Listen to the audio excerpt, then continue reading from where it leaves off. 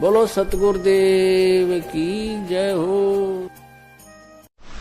परमात्मा ऐसी ही लीलाएं किया करता है, तभी उसको भगवान कहते हैं, प्रभु कहते हैं, स्वामी कहते हैं, मालिक कहते हैं और परमेश्वर कहते हैं। लेकिन कुछ एक अज्ञानियों ने, अज्ञानी ऋषियों महर्षियों ने, गुरुओं ने ये थ्योरी सेट कर दी कि भगवान ये जो लीलाएं हैं झूठी हैं, ऐसे भगवान बगैर किसी माता के कोई गर्भ से कोई नहीं बाहर आ सकता, कोई जन्म नहीं, ऐसे स्वयं नहीं प्रकट हो सकता। तो बहुत सा समाज इस बात पर आधारित हो चुका है कि बिल्कुल ठीक है, क्योंकि श्री राम माता से उत्पन्न हुए, श्री कृष्ण मां से उत्पन्न हुए, जितने भी हम जिनको भगवान की संज्ञा में गिनते हैं सभी मां से उत्पन्न हुए। इसलिए हमने ये भी सत्य मान लिया कि मां के बिना उत्पन्न कोई नहीं हो सकता। लेकिन भगवान कैसे किसे कहेंगे? परमात्मा उसी को कहा जाता है जो एक जनसाधारण की क्रियाओं से अलग क्रियाएं करे। बोलो सतगुरुदेव की जय हो। पुण्यात्मा तुरंत समझ जाती हैं और जो ढीठ आत्मा होती हैं वो नहीं मानते। उनको कितना प्रमाण दे ले, आंखों देखकर भी वो अपने अभिमानवश नहीं माना करते हैं, क्योंकि उनका स्वार्थ निहित होता, वो परमार्थ नहीं मांगते, ना वो आत्म कल्याण चाहते हैं। जो लोग सत्य को देखकर भी स्वीकार नहीं करते, नतमस्तक नहीं होते हैं, तो वो इंसान नहीं, वो शैतान की संज्ञा में आते हैं। जानबूझ साची तजय करे झूठ तेने, और ताकि संगत है प्रभु सोपन में भी ना दे। बंदी छोड़ सतगुरु रामपाल जी महाराज जी की जय हो। परमेश्वर की सभी प्यारी आत्माओं को दास का सत्साहेब। पुण्यात्माओं, आज दास जिस विषय पर वीडियो बनाने जा रहा है वह विषय कलयुग की पिछली पीढ़ी में परमेश्वर कबीर साहिब जी के 8 सितंबर 1951 के दिन सतगुरु रूप में पुनः प्रकट होने को लेकर है।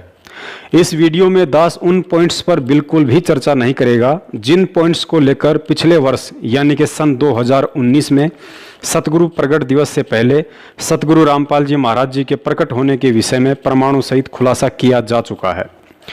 जैसे कि संत रामपाल जी महाराज जी यदि परमात्मा है तो शादी करवाकर स्त्री भोग क्यों किया? संत रामपाल जी महाराज जी यदि परमात्मा हैं तो उनका शरीर आप और हमारी तरह हाड़ मांस का क्यों दिखता है?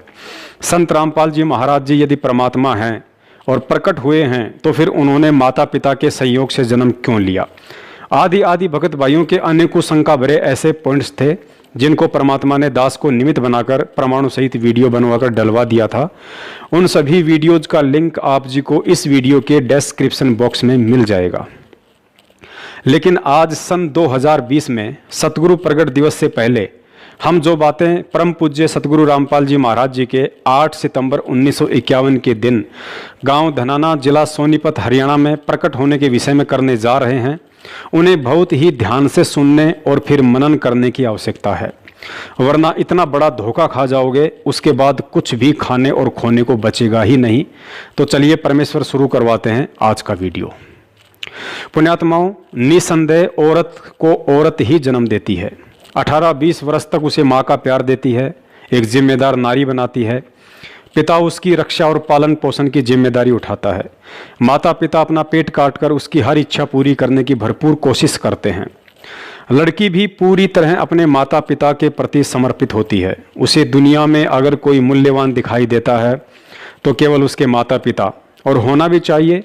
यदि माता पिता ने अपनी जिम्मेदारियों का ठीक से निर्वाह ना किया होता तो शायद बच्ची का भविष्य अंधकारमय हो जाना था।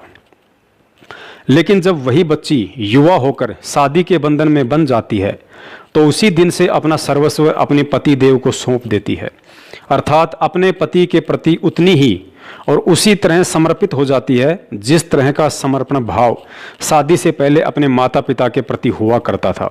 पति उसके लिए परमेश्वर हो जाता है। उसे माता पिता याद अवश्य रहते हैं, लेकिन शादी के बाद माता पिता की इतनी आवश्यकता महसूस नहीं करती है जितनी कि अपने पति के सहारे की। और एक पतिव्रता औरत का यही समर्पण भाव पति के हृदय में उसके लिए विशेष प्यार और सम्मान पैदा करता है। और दूसरी तरफ यदि वही औरत शादी के बाद भी अपने माता पिता से मोह ना हटाकर निरंतर उन्हीं का चिंतन करती रहे, ससुराल में अपने मायके का ही गुणगान करती रहे, तो निश्चय ही ऐसी औरत अपने पति और सास ससुर के लिए सिरदर्द कहिए या फिर उपेक्षा की पात्र बनकर एक न एक दिन परिवार में कलह का कारण बन जाती है। पुण्यात्माओं, ठीक यही स्थिति आध्यात्मिक जीवन में एक पतिव्रता आत्मा अर्थात सुयोग्य भगत को अपनी समझनी चाहिए। पूर्ण परमेश्वर कबीर साहब जी हम सभी आत्माओं के माता पिता अर्थात जनक हैं, उत्पत्ति करता हैं। 84 लाख योनियों के चक्कर से बाहर निकालने के लिए मानव शरीर दिया और पालन पोषण के लिए सांसारिक माता पिता की व्यवस्था की। और जैसे ही हम आत्माएं शादी के लायक हुई अर्थात हमारा भक्ति संस्कार का समय आया तो अपने ही दूसरे स्वरूप सतगुरु के साथ सतनाम रूपी बंधन में बांध दिया और स्पष्ट आदेश भी दे दिया कि 7 दीप 9 खंड में गुरु से बड़ा ना कोई, करता करे ना कर सके, गुरु करे सो होए। अर्थात हे प्यारी आत्मा, जहां तक तेरे जीवन की डोर मेरे हाथ में थी वहां तक मैंने हर जिम्मेदारी को पूरा किया, लेकिन अब नाम दीक्षा के बाद तेरा मिलन सतगुरु के साथ हो गया है और सतगुरु से मिलन के बाद मेरा रोल खत्म हो जाता है। अब तेरे लिए इस 7 दीप और 9 खंड अर्थात 21 ब्रह्मांड में सतगुरु से बढ़कर और कोई नहीं है।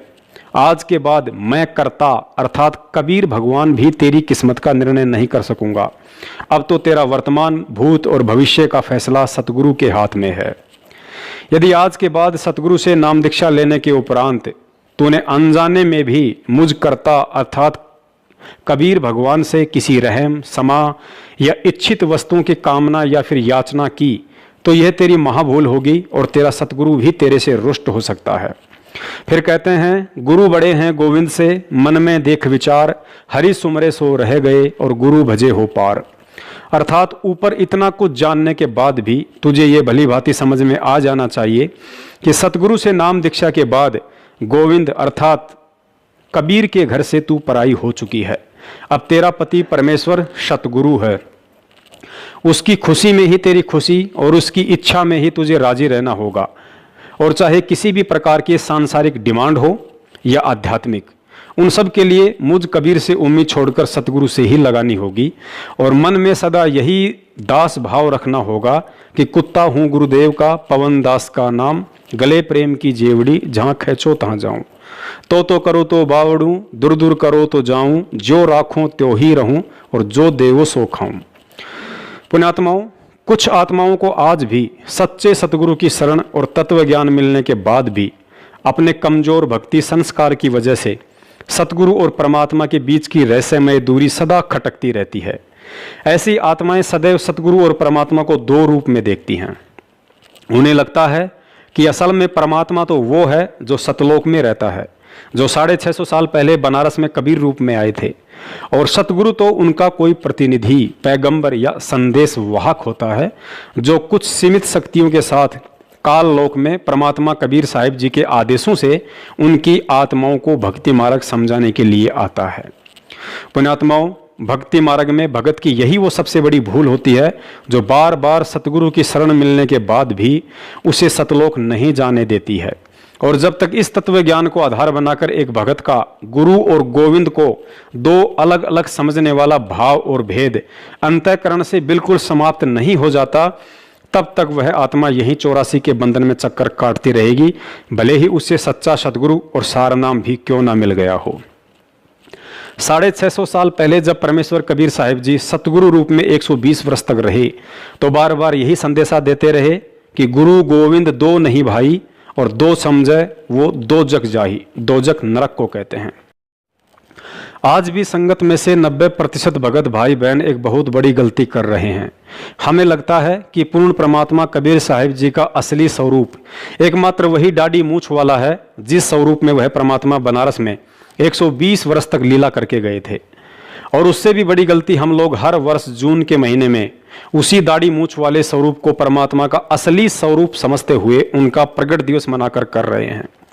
जबकि सतगुरु रामपाल जी महाराज जी ने पिछले 27 वर्षों से अनमोल तत्व ज्ञान देकर सैकड़ों बार हमारा यही भ्रम निवारण किया था कि आप लोग कबीर परमात्मा की जो ये फोटो देख रहे हैं यह उनका असली स्वरूप नहीं है।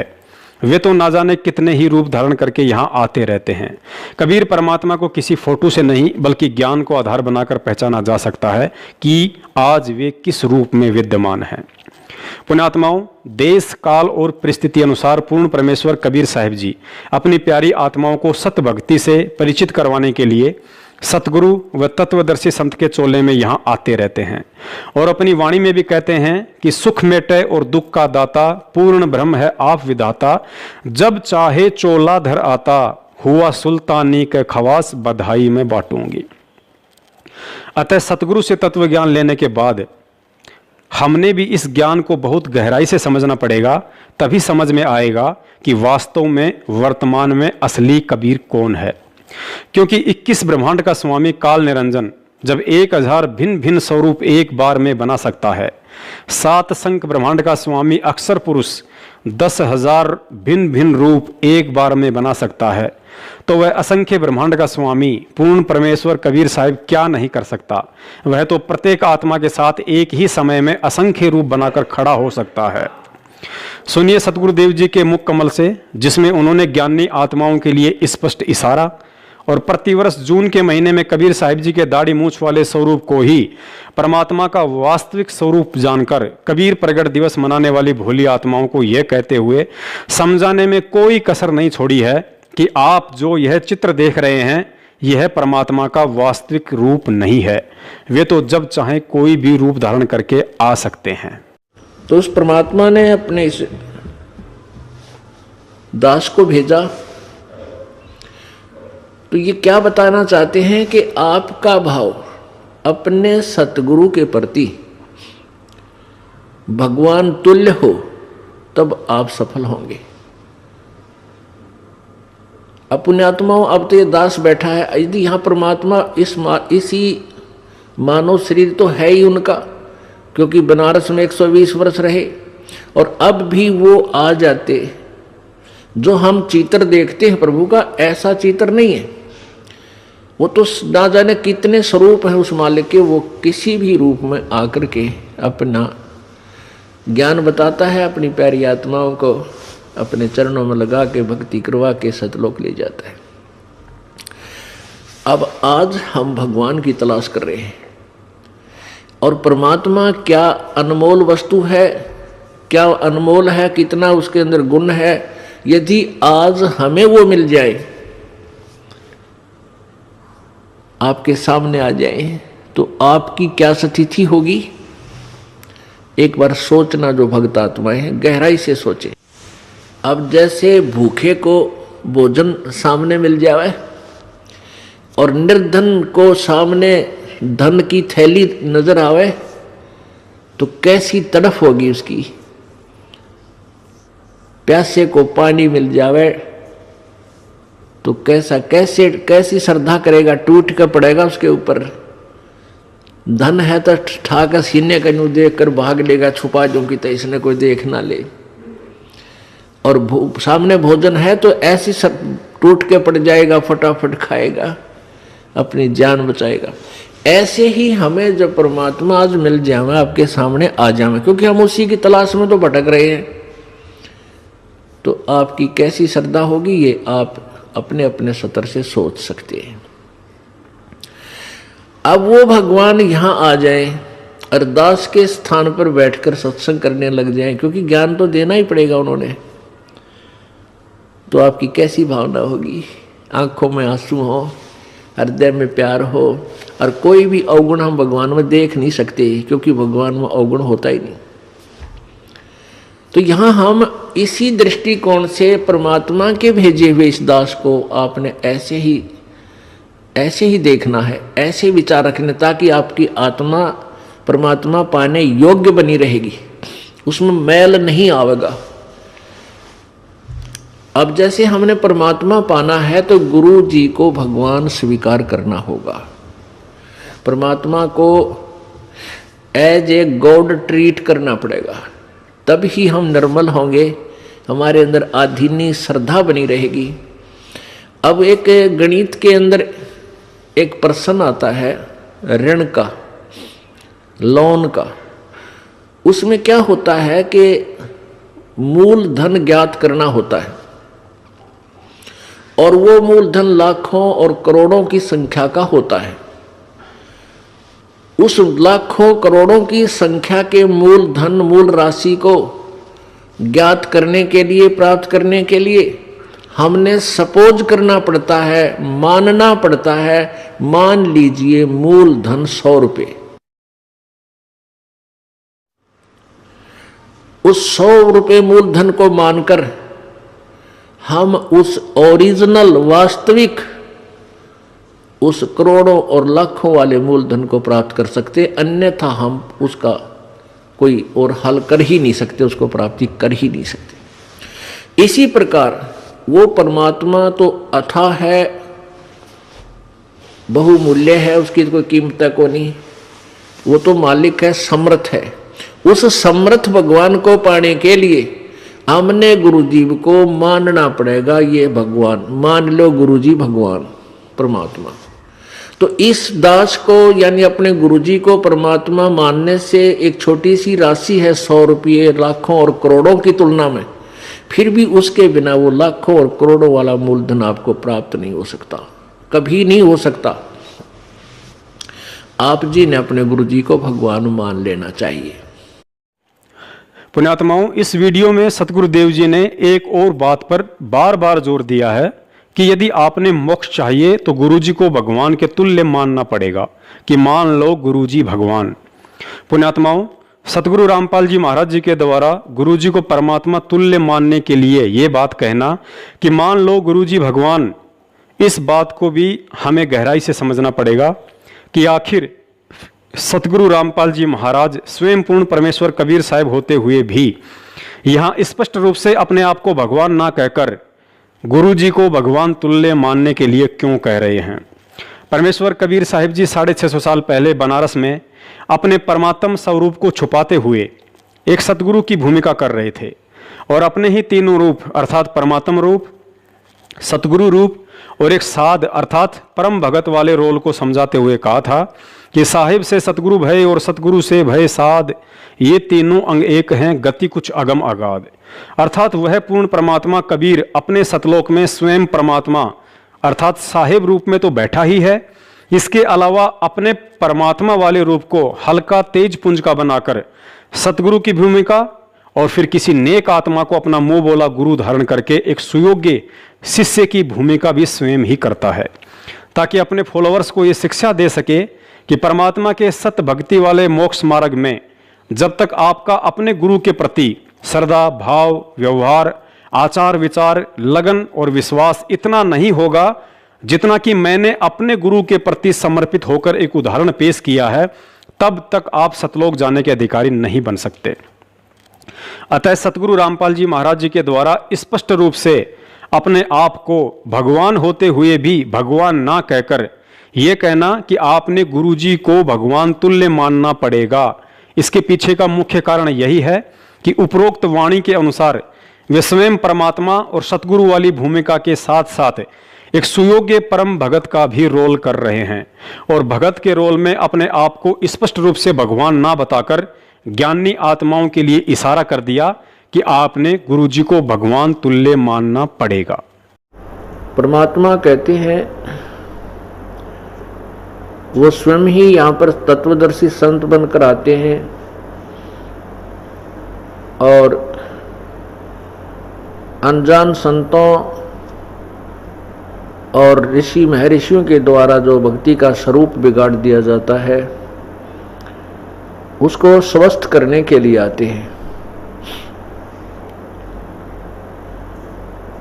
वो स्वयं ही परमात्मा होते हैं, वो परम अक्षर ब्रह्म वो स्वयं है, वही संत रूप धारण करते हैं, वही एक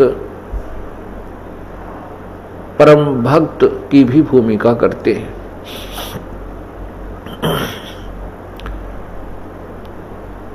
वो हमारे लिए एक उदाहरण छोड़कर जाते हैं, अपनी अमृतवाणी सौ संवेद अपने मुखारविंद से वो इस तत्व ज्ञान का उच्चारण करके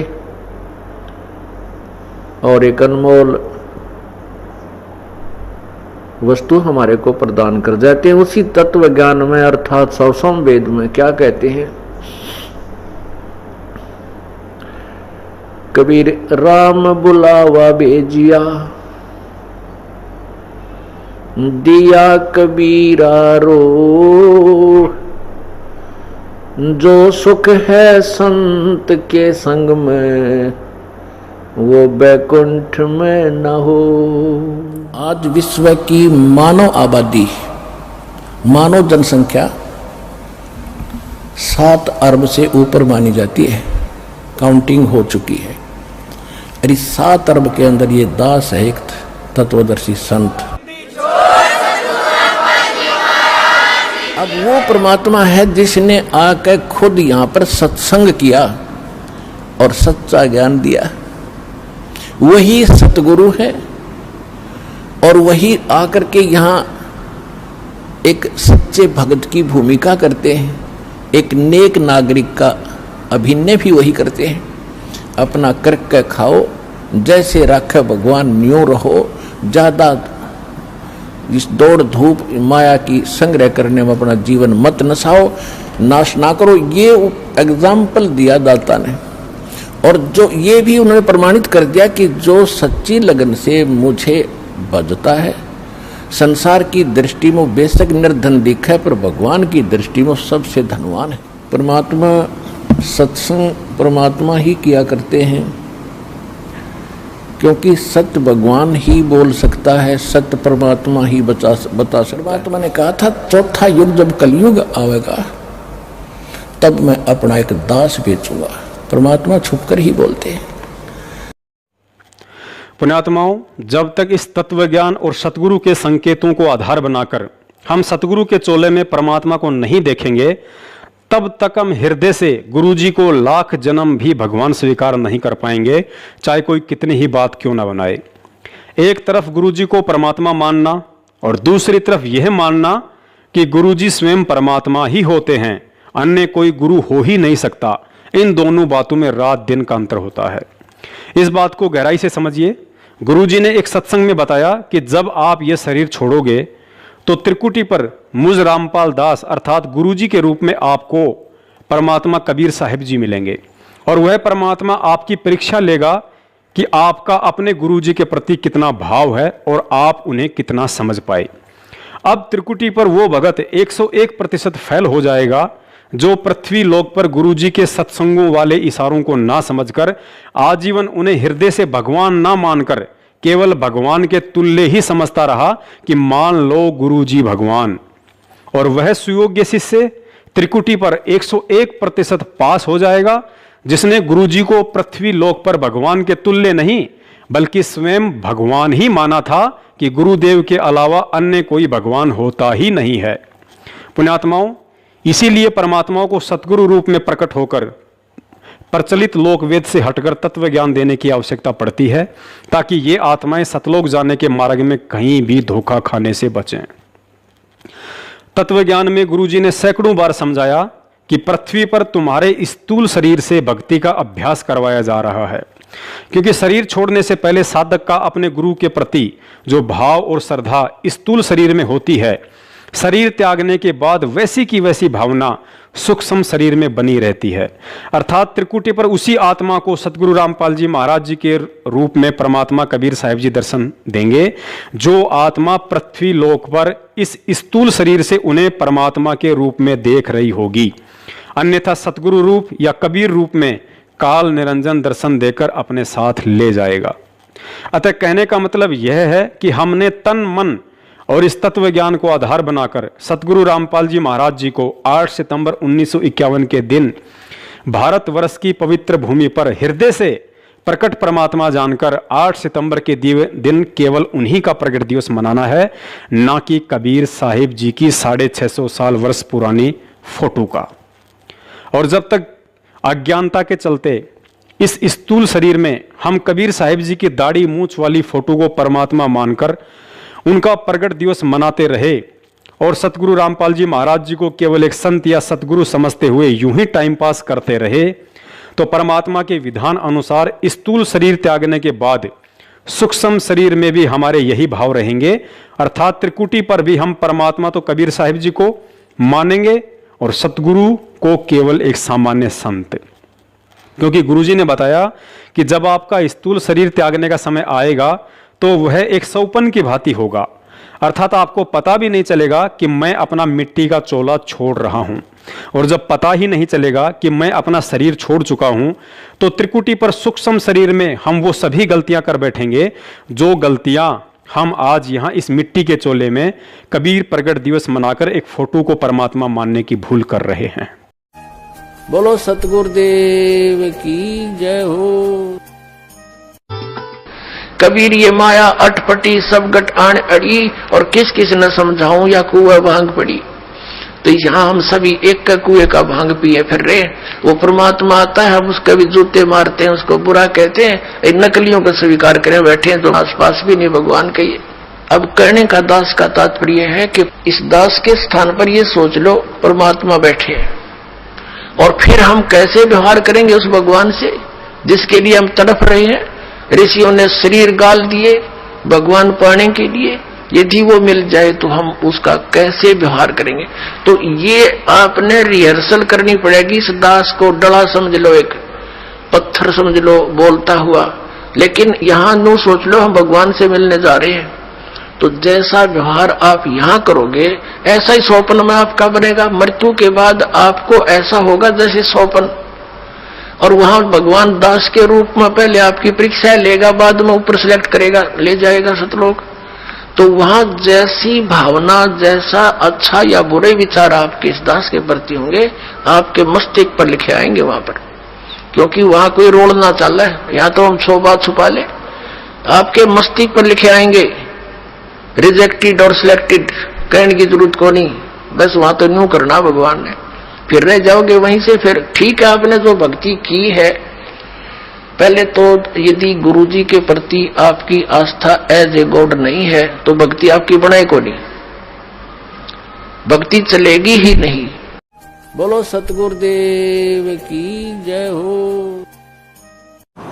परमात्मा कहते हैं राम नाम रटते रहो, राम नाम रटते रहो जब तक घट में प्राण।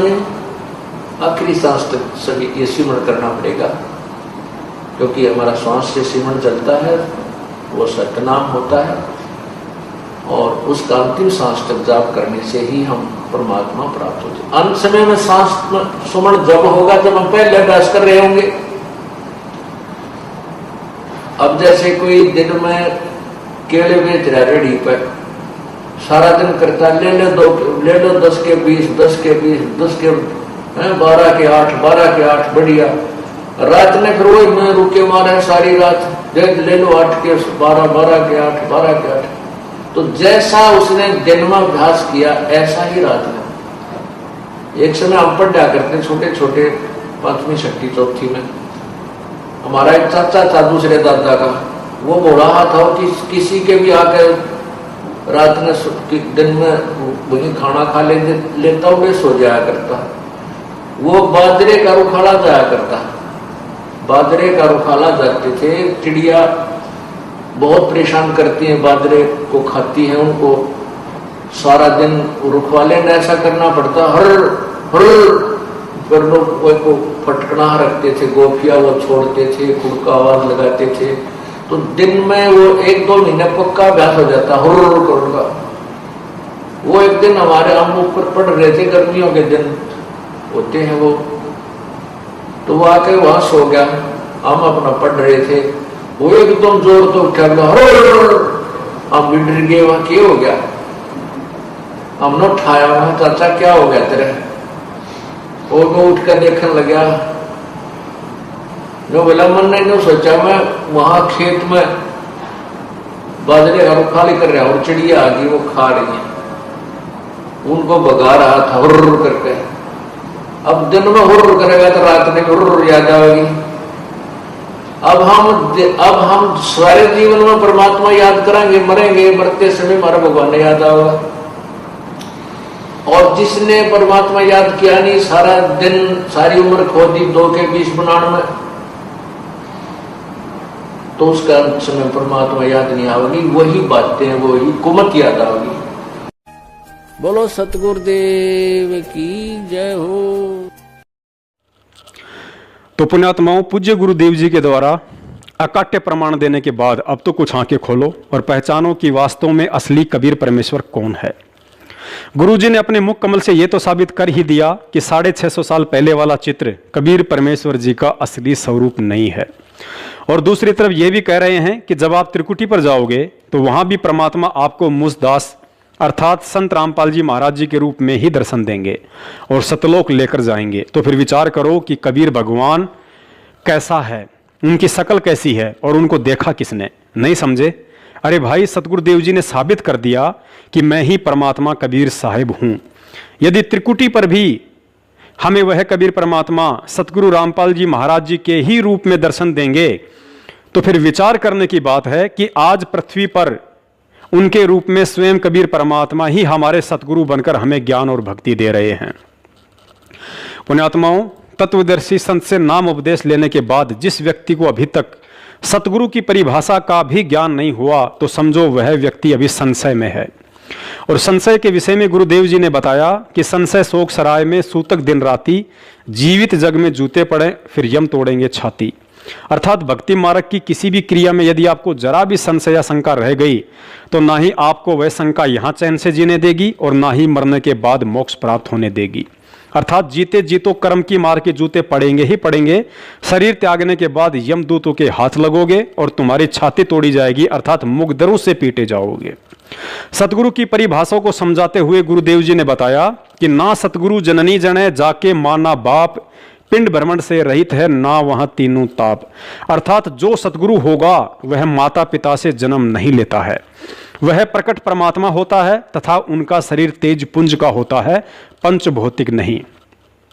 पुण्यात्माओं, परमेश्वर की वाणी कभी भी गलत सिद्ध नहीं हो सकती है। अतः उपरोक्त अमृत वाणी में सतगुरु की परिभाषा के अनुसार जो आत्माएं सतगुरु रामपाल जी महाराज जी को माता पिता से जन्म लिया हुआ मानती हैं तो ऐसी आत्माओं को कोई अधिकार नहीं है कि वे संत रामपाल जी महाराज जी को सतगुरु कहकर संबोधित करें और उनका झूठा जयकारा लगाएं कि बंदी छोड़ सतगुरु रामपाल जी महाराज जी की जय हो। और जो आत्माएं उन्हें माता पिता से जन्म लिया हुआ ना मानकर यदि प्रकट हुआ मानती हैं तो फिर ऐसी आत्माओं को कोई अधिकार नहीं है कि सतगुरु रूप में प्रकट परमात्मा संत रामपाल जी महाराज जी के अलावा कबीर जी की फोटो का कबीर प्रगट दिवस मनाएं।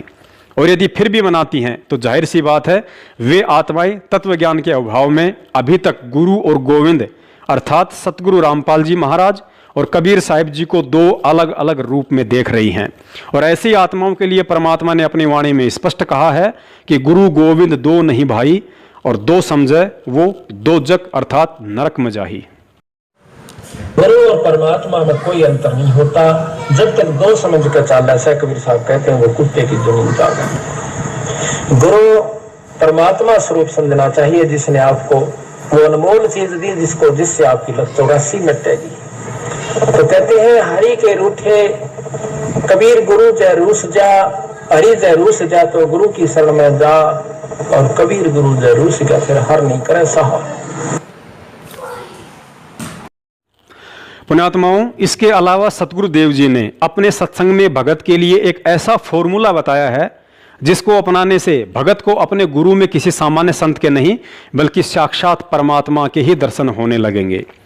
इस अनमोल फॉर्मूले में गुरुजी ने बताया कि यदि आपका भाव अपने गुरु में परमात्मा तुल्य नहीं बन पा रहा है तो इसका एक ही उपाय है कि आप सूक्ष्म वेद में वर्णित परमात्मा के लक्षणों को अपने गुरुजी पर लक्षित करना सीखो। उसके बाद ऑटोमेटिक आपका भाव और श्रद्धा अपने गुरुदेव में परमात्मा जैसी बनने लगेगी। अर्थात परमात्मा का प्रथम लक्षण होता है कि वे कभी किसी माता पिता से जन्म नहीं लेते हैं, वे अविनाशी व सौद स्वरूपी होते हैं। अतः आपने परमात्मा का यह लक्षण अपने गुरुदेव पर लक्षित करके फिर उन्हें उसी दृष्टि से देखना है कि मेरे गुरुदेव पूर्ण परमात्मा है जो किसी माता पिता के गर्भ से नहीं बल्कि 8 सितंबर 1951 के दिन भारतवर्ष की पावन भूमि पर 650 साल पहले धर्मदास जी से किए वायदे अनुसार कलयुग की इस बिचली पीढ़ी में हम जीव आत्माओं के उद्धार के लिए प्रकट हुए। लीला वह परमात्मा ऐसे ही करता है ताकि काल भी भ्रमित होकर उन्हें पहचान ना सके। फिर हम तुच्छ बुद्धि जीवों की तो औकात ही क्या। लेकिन सतगुरु के चोले में वह प्रकट परमात्मा अपने बच्चों को यह विशेष मूल ज्ञान देकर फिर स्वयं ही अपनी पहचान करवाता है कि चरम दृष्टि से माता पिता के सहयोग से जन्म लेकर आया हुआ सतगुरु रूप में मैं कबीर परमात्मा तुम्हारी तरह जन्म लेकर नहीं बल्कि प्रकट होकर अपना तत्व ज्ञान प्रचार करता हूं, क्योंकि पूरी पृथ्वी पर एक समय में केवल एक ही सतगुरु होता है और उस एकमात्र सतगुरु की भूमिका स्वयं वह कबीर परमात्मा ही कर सकता है, अन्य कोई भी करने में समर्थ नहीं होता है। अतः इस भाव से जब हम विचार करेंगे तो अंत में यही पाएंगे कि मैं जिस महापुरुष संत रामपाल जी महाराज जी को सतगुरु कहकर संबोधित करता हूं वह कोई और नहीं बल्कि स्वयं सतलोक का राजा कबीर परमात्मा है। सुनिए सतगुरुदेव जी के मुख कमल से, जिसमें वे स्पष्ट संकेत कर रहे हैं कि जब तक आप परमात्मा के लक्षणों को अपने गुरुजी पर लक्षित नहीं करोगे तब तक आपका वो भाव नहीं बन सकता जिस भाव से सतलोक की प्राप्ति होती है। लेकिन आपके लिए परमात्मा का विधान है, गुरु गोविंद कर जानियो और रहियो शब्द समाए, मिले तो दंडवत बंदगी नहीं पल पल ध्यान लगावे, कि गुरु को भगवान मानकर चलना और रहियो शब्द समाए। शब्द समाये रखना मतलब जो उसने मंत्र दिया है वो सत मंत्र सतनाम यानी सत भक्ति, उसमें लीन रहना, गुरु जी को भगवान मानना और जो उपदेश मंत्र दिया है उसमें समाये रहना, उसकी भक्ति पर ज्यादा ध्यान रखना। और जब भी मिले तो दंडवत बंदगी, जहां मिले वहां दंडवत प्रणाम करना, और नहीं मिल पाते हो जैसे घर पे तो पल पल ध्यान लगावे, यानी परमात्मा के गुणों को अपने गुरु जी के ऊपर लक्षित करे और फिर आपका भाव बनेगा, एक प्यार जागेगा इस दास के प्रति जैसा इस काल के प्रति जाग्या था, और वही कसक आपकी इस दास के प्रति होगी तभी हम वहां चलेंगे। जिस कसक के साथ हम वहां डटे नहीं डटे, तो ऐसा ही भाव अब हम कैसे भावित होते हैं, जैसे एक हीरो या हीरोइन नकली बात बना के, एक तो उसने पढ़ावे फिर वो बोला है, उसके एक दो डायलॉग पर हम आसक्त हो जाते हैं, ओहो बड़ा क्या बात कही, बड़ा सुंदर बोला, और यहाँ दास ने ऐसा पिटारा खोल दिया इन बोलों का वचनों का। तो इस आधार से भी आपने प्रभावित होना चाहिए, जब आपकी आत्मा निर्मल हो जाएगी, कमाल कर दिया गुरु जी ने, तो ऐसे निर्णय करके ज्ञान दे दिया। तो हमने ऐसे प्रभावित होना है और आसक्त होना है उस परम पिता पर इस दास के माध्यम से। ये रिहर्सल आपकी फिर ऊपर जाके काम आवेगी जो आप यहां करोगे। बोलो सतगुरुदेव की जय हो। पुण्यात्माओं, परमेश्वर का तत्व ज्ञान कहता है कि किसी संत के द्वारा अपने आप को सतगुरु कहलवाना कोई साधारण बात नहीं होती है। आज गुरुदेव के संकेतों को समझना तो कोसों दूर की बात हो गई, क्योंकि संगत में से ही 90% लोग अपनी अंतरात्मा से ये कतई मानने को तैयार नहीं हैं कि सतगुरु रामपाल जी महाराज 8 सितंबर 1951 के दिन प्रकट हुए होंगे। और यही कारण रहा कि आज तक चंद सतसेवकों के अलावा किसी ने भी सतगुरु रामपाल जी महाराज जी का प्रकट दिवस नहीं मनाया, क्योंकि 90% भाई बहन आज भी उन्हें इंद्रो माई के गर्भ से जन्म लिया हुआ ही मानते हैं। चंद सतसेवकों को निमित्त बनाकर परमात्मा के द्वारा सैकड़ों बार सतलोक आश्रम मैनेजमेंट हरियाणा के पीछे निपट अंधी होकर भेड़ चाल में मस्त संगत को अवगत करवाने के बाद भी कबीर प्रगट दिवस मनाकर अपनी अज्ञानता और मूर्खता का बार बार प्रमाण दे रही पढ़ी लिखी संगत के बंद आंख नाक कान खोलने के लिए इस वीडियो में सतगुरु रामपाल जी महाराज जी ने 8 सितंबर 1951 के दिन स्वयं के प्रकट होने के विषय में खुलकर संकेत करते हुए कहा है कि परमात्मा जब आए थे तो उनकी विलक्षण देह थी। फिर कहा कि विलक्षण थी और है भी का अर्थ है कि आज भी है। फिर आगे कहा कि 650 साल पहले भी परमात्मा प्रकट था और आज भी है। पुण्यात्माओं, सतगुरुदेव जी के इस शब्द को ध्यान से सुनना कि आज भी प्रकट है। अके नाम कहा नहीं जाई, इसको बोलना नहीं है, इसको बोल के जाप नहीं करना, सूरत से जाप करना है। ये बोल के सुना दिया लेकिन इसका जाप बोल कर नहीं होगा, इसलिए अकय कहा है। विधेय इसलिए कहा इसको कि जैसे परमात्मा का भी शरीर था और धर्मदास का भी शरीर था, लेकिन परमात्मा विधेय कहा करते, विलक्षण देही थी उनकी, साकार हैं, थे भी हैं भी, उस समय प्रकट थे, अब भी हैं। और इसी प्रकार इस मंत्र को विधेय मंत्र का। पुण्यात्माओं, एक और बात पर गहन विचार करो। आज हम जितने भी भगत हैं सब के सब पूज्य या परम पूज्य शब्द केवल सतगुरु रामपाल जी महाराज जी और कबीर साहिब जी के आगे ही क्यों लगाते हैं, जबकि परम अक्षर ब्रह्म के अवतार तो आदरणीय गरीबदास जी महाराज जी से लेकर सत सुकृत ऋषि तक सभी महापुरुष थे। उन सभी रूपों में भी तो स्वयं कबीर साहिब ही आए थे। फिर वे हमारे लिए आज पूज्य क्यों नहीं है? क्योंकि सतलोक में कबीर शब्द परमेश्वर का असली नाम है, इसलिए हम इस शब्द के आगे पूज्य शब्द लगाते हैं। और वही कबीर सतगुरु रामपाल जी महाराज जी के रूप में आज हम सबके सामने प्रत्यक्ष है, जिनसे हमारा पूर्ण मोक्ष संभव है। इसलिए हम सतगुरु रामपाल जी महाराज शब्द के आगे भी पूज्य शब्द लगाते हैं। जबकि गरीबदास जी महाराज करुणामय, मुनिंद्र या सत सुकृत, ना ही तो ये नाम परमात्मा के वास्तविक नाम है और ना ही उन महापुरुषों से हमारा मोक्ष हुआ। वे केवल उन आत्माओं के लिए उस समय परम पूजनीय थे जिस समय वे उनके सतगुरु रूप में पृथ्वी पर विद्यमान थे। अतः वर्तमान में वे सभी महापुरुष हमारे लिए आदरणीय हैं, ना कि पूजनीय। इसके अलावा पुण्यात्माओं, हम रोज संध्या आरती करते हैं और संध्या आरती के अंत में गुरुदेव भगवान का अंग आता है, यानी हम अपने गुरुदेव के सन्मुख उनसे प्रार्थना करते हैं और कहते हैं कि अवगुण किए घनेरे फिर भी भले बुरे हम तेरे, दास को जान के निपट नादान मोहे बख्श दियो अविनाशी। अर्थात हम रोज सतगुरु रामपाल जी महाराज जी को अविनाशी कहकर उनसे प्रार्थना करते हैं कि हे अविनाशी गुरुदेव, आपके विधान और तत्व ज्ञान से अपरिचित होने के कारण इस दास ने बहुत अवगुण किए हैं। अतः अनजाने में हुए उन अवगुणों के लिए मुझ दास को बख्शने की कृपा करें। रोजाना संध्या आरती करने वाले और रोज अपने गुरुदेव को अविनाशी कहने वाले, अर्थात जिसका कभी नाश ना हो, जो अजर अमर हो, ऐसी महिमा करने वाली आत्माओं ने क्या कभी विचार किया है कि अविनाशी कभी माता पिता के गर्भ से जन्म नहीं लेता? जिसने पूरी दुनिया की माताओं को अपने शब्द से उत्पन्न किया हो, फिर भला दुनिया में ऐसी कौन सी माँ है जो उस अविनाशी सतगुरु रामपाल जी महाराज जी अर्थात कबीर साहिब जी को एक सेकंड के लिए भी अपने कोख में रखने में समर्थ हो? पुण्यात्माओं, जो गलती आज से 250 साल पहले आदरणीय गरीबदास जी महाराज जी को लेकर छुड़ाने वाले कर चुके हैं, वो गलती आज हमने भूलकर भी नहीं दोहरानी है।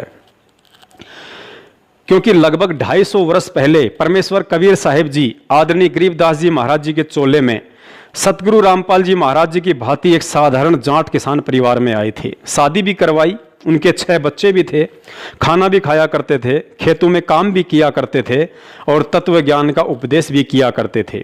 इसी के चलते आजीवन छुड़ाने वालों ने उनका उपहास उड़ाया, उन्हें छोरी का छोरा और कभी बावलिया कहकर संबोधित किया। लेकिन उनके द्वारा रचित आदरणीय सदग्रंथ साहिब की भूमिका में लिखा हुआ है कि जब उन्होंने शरीर छोड़ने की लीला की तो उनकी चिता से अस्थियां नहीं मिली। उसके बाद गांव वाले और उनके परिवार वालों ने बहुत ही प्रायश्चित किया और कहने लगी कि महाराज जी तो स्वयं परमात्मा थे, उनका तो तेजपुंज का शरीर था, वे तो शब्द स्वरूपी थे और आज छुड़ाने में उनकी सूखी महिमा मंडन और यादगार में एक भव्य मंदिर का लठ गड़वा दिया जिसका कोई लाभ नहीं है। आदरणीय गरीबदास जी महाराज जी के चोले में साक्षात कबीर साहिब जी के होने का प्रमाण स्वयं आज सतगुरुदेव रामपाल जी महाराज जी ने भी अपने शब्दों में दिया है कि मूर्ख मनवा काल की चिंता क्यों सताती है, सतगुरु अपना साथी है। सत्य पुरुष ने छुड़ानी में बलराम की गऊ चराई, गंगा जी को प्रकट कर रानी मात नुभाई। भाई अद्भुत लीला आप दिखाई, दुनिया ना समझ पाती है, सतगुरु अपना साथी है। अर्थात सत्य पुरुष यानी कि स्वयं कबीर साहिब जी ने ही गरीबदास बालक रूप में बलराम जी की गऊ चराने की अद्भुत लीला की थी, लेकिन दुनिया उन्हें समझ नहीं पाई।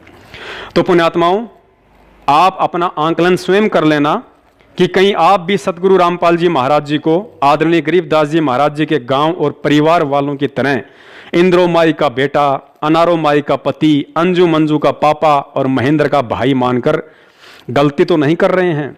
कहीं ऐसा तो नहीं कि आज इस अविनाशी प्रकट परमात्मा सतगुरु रामपाल जी महाराज जी के रहते सहते तो कबीर जी की फोटो का प्रकट दिवस और कल को उनके सतलोक जाने के बाद फिर मूर्खों की भांति ये कहकर कि सतगुरु रामपाल जी महाराज जी तो पूर्ण परमात्मा थे, उनका तेजपुंज का शरीर था, हमें हर साल 8 सितंबर को उनका प्रगट दिवस मनाना चाहिए, उनके नाम से बरवाला में एक बहुत बड़े मंदिर का लठ गड़वाना चाहिए। अगर आपने इतने प्रमाण देखकर भी उनको जीते जी पहचान कर 8 सितंबर के दिन सतगुरु प्रगट दिवस नहीं मनाया तो धिक्कार है आपके इस मानव जीवन पर। मूर्ख से मूर्ख इंसान जिसे भयंकर भूख लगी हो, ऐसी स्थिति में यदि उसके सामने एक थाली में आम और दूसरी थाली में मिट्टी से बनी आम की मूर्ति या आम का चित्र रख दिया जाए तो वह मूर्ख से मूर्ख व्यक्ति भी अपनी भूख शांत करने के लिए ओरिजिनल आम ही खाएगा, ना कि मिट्टी से बना आम या फिर आम का चित्र। तो जिन पुण्य आत्माओं को कलयुग की इस बिसली पीढ़ी में मोक्ष की भूख है, जिन्हें सतलोक जानने की तड़प है, उस आत्मा के सामने एक तरफ साक्षात गुरु खड़ा हो और दूसरी तरफ गोविंद का चित्र रख दिया जाए और कहे कि आप पहले किसका प्रगट दिवस मनाओगे, किसकी पूजा करोगे, ऐसी स्थिति में समझदार आत्मा तो तुरंत परमात्मा का विधान याद कर लेगी कि 7 दीप 9 खंड में गुरु से बड़ा ना कोई, करता करे ना कर सके, गुरु करे सो होए। कबीर गुरु गोविंद दोनों खड़े, कांके लागू पाए, और बलिहारी गुरु आपना जिन गोविंद दियो बताए। लेकिन तत्व ज्ञान लेने के बाद भी 90% भाई बहन उस 650 साल पुराने कबीर जी के चित्र को परमात्मा समझकर उसका प्रगट दिवस मना रहे हैं, जिसके विषय में सतगुरुदेव जी ने अपने सत्संग में स्पष्ट कर दिया कि आप जो ये चित्र देख रहे हैं ये प्रभु का असली चित्र नहीं है, वे तो ना जाने कितने ही स्वरूप धारण करके यहां आते रहते हैं। जो हम चित्र देखते हैं प्रभु का, ऐसा चित्र नहीं है। वो तो ना जाने कितने स्वरूप हैं उस मालिक के, वो किसी भी रूप में आकर के अपना ज्ञान बताता है, अपनी प्यारी आत्माओं को अपने चरणों में लगा के भक्ति करवा के सतलोक ले जाता है। पुण्यात्माओं, जब परमेश्वर कबीर साहिब जी अपनी प्यारी आत्माओं को सतलोक ले जाने के लिए सतगुरु रूप में इस पृथ्वी पर आते हैं तो उस स्थिति के विषय में आदरणीय गरीबदास जी महाराज जी ने बेहद कलम तोड़ व्याख्या की है। और यदि आज सतगुरु रामपाल जी महाराज जी से अनमोल तत्व ज्ञान लेने के बाद भी हमने इन वाणियों के मर्म को सही से नहीं जाना तो जाहिर सी बात है भगत होकर भी हम कुत्ते की योनि में जाने से स्वयं वह परमात्मा भी नहीं बचा पाएगा। वाणी है, कबीर गुरु को मानुष जो गिने, करे चरणा अमृत को पान, ते नर नरक में जाएंगे, जन्म जन्म होए समान। वाणी एक बार फिर ध्यान से सुन लीजिए। कबीर गुरु को मानुष जो गिने, करे चरणा अमृत को पान, ते नर नरक में जाएंगे, जन्म जन्म होवे समान।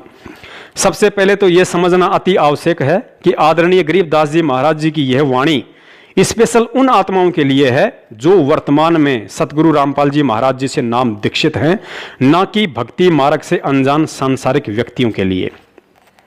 महाराज जी ने समझाया कि जो व्यक्ति पूर्ण तत्वदर्शी संत से ज्ञान समझकर उन्हें अपना सतगुरु धारण कर चुका है तथा नियमानुसार चरणा अमृत भी पी रहा है और इसके बावजूद भी यदि वह भगत अपने सतगुरु को केवल एक संत और परमात्मा किसी अन्य को मानता है तो वह व्यक्ति भले ही पूर्ण तत्वदर्शी संत की शरण में है, सत भक्ति मंत्रों का जाप भी कर रहा है और चरणा अमृत भी पी रहा है, लेकिन अंत में शरीर छोड़ने के बाद सतलोक की नहीं बल्कि कुत्ते की योनि प्राप्त करेगा।